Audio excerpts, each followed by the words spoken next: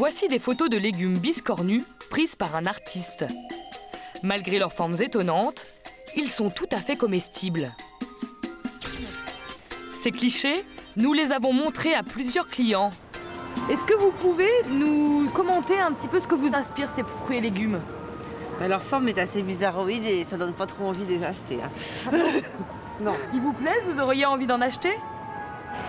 Non. Non. Lesquels vous n'avez pas envie d'acheter? Tous. Il y a vraiment des formes bizarres quand même sur ces légumes. Vous avez acheté quoi? Des choses avec des formes... Non, une tomate normale, avec sa forme normale. Impensable d'acheter ces fruits et légumes étranges. Et même lorsqu'ils ne sont pas biscornus ou difformes, les consommateurs sont impitoyables. Ça me plaît pas non plus là. Pourquoi? Parce que j'ai l'impression que quand je vais l'éplucher, ça sera marron encore en dessous. Reposer un fruit pour un défaut esthétique, c'est un geste que tout le monde fait. Un geste a priori anodin, mais qui a pourtant de très lourdes conséquences en matière de gaspillage alimentaire. Des exigences de consommateurs que les magasins vont amplifier.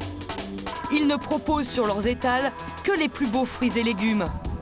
Et pour arriver à ce résultat, une sélection drastique s'opère très tôt, dès que les légumes sortent de terre.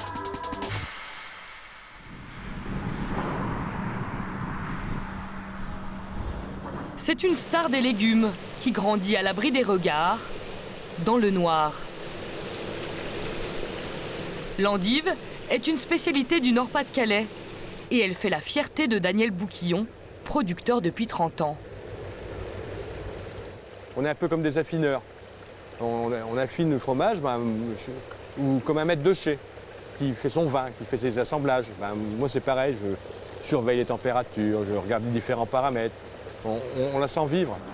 Au bout de 21 nuits passées dans l'humidité, ces demoiselles se montrent au grand jour. Elles sont enfin prêtes à être dégustées.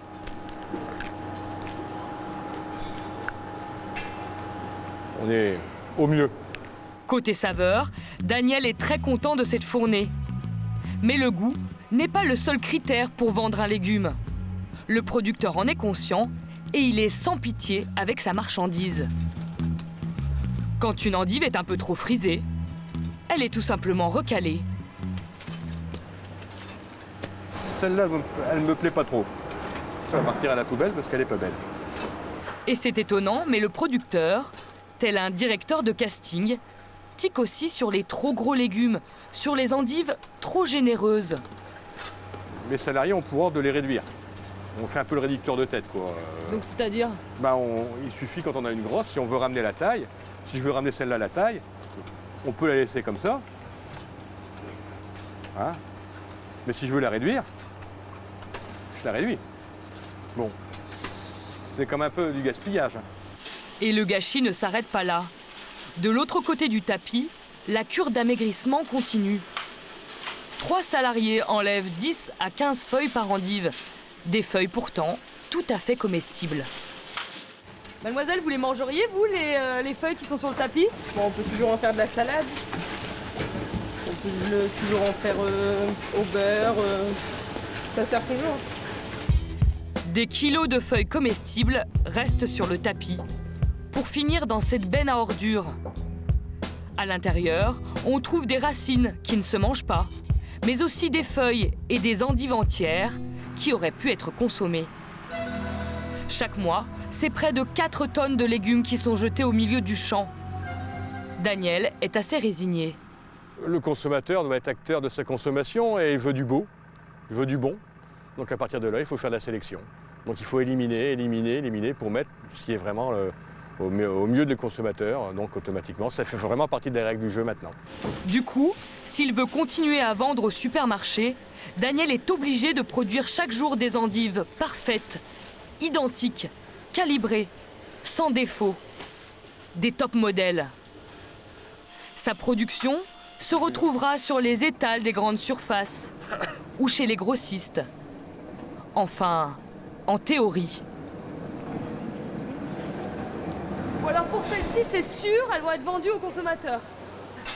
J'ai pas encore gagné, hein. Je n'ai pas encore gagné. Il y a quelqu'un qui, à la réception au bureau commercial, va l'agréer. Mais là, je pense que je ne me fais pas trop de soucis. Et après, il y aura un agréage qui sera fait soit chez le grossiste, soit chez la centrale d'achat. Et là, tout peut arriver. Un agréage, ça veut dire que toutes ces endives vont à nouveau être contrôlées. Cette fois, par une personne qui a carrément le droit de vie ou de mort sur la marchandise. Daniel Bouquillon a vu revenir plusieurs de ces cagettes. Motif, des problèmes de poids ou des retards dans la livraison. Dernièrement, ce sont même 210 cagettes qui ont été renvoyées par un agréeur de la grande distribution. Et un refus, ça signifie poubelle. Quand c'est justifié, je ne dis rien. Mais quand c'est pas justifié, que ça vous revient, que vous voyez vos endives 4 jours après, qu'elles n'ont strictement rien, et que vous savez que vous ne pouvez pas le remettre dans le circuit de la distribution, parce que là, elles vont commencer à avoir perdu énormément de leur fraîcheur, là, je trouve ça scandaleux, parce que moi, financièrement, sur ces exemples-là, c'est 2 000 € que j'ai perdu. Des denrées gâchées, de l'argent perdu, tout cela pour être sûr de plaire aux consommateurs et répondre aux conditions imposées par les distributeurs.